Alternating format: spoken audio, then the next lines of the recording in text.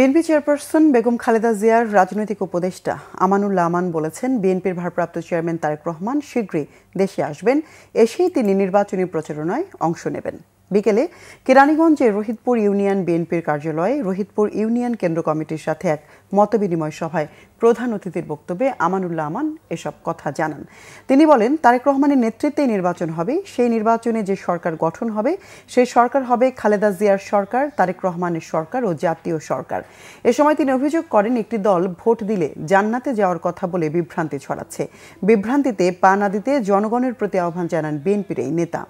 অনুষ্ঠানে বিশেষ অতিথি ছিলেন ঢাকা জেলা বিএনপির সাংগঠনিক সম্পাদক ব্যারিস্টার ইরফান ইবনে আমান অমি।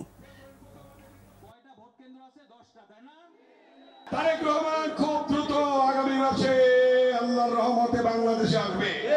এসে উনি নির্বাচনী প্রচারে যাবেন এবং বাংলাদেশের প্রতিটি উপজেলায় যাবেন এবং তারেক রহমানের নেতৃত্বে নির্বাচন হবে ইনশাআল্লাহ।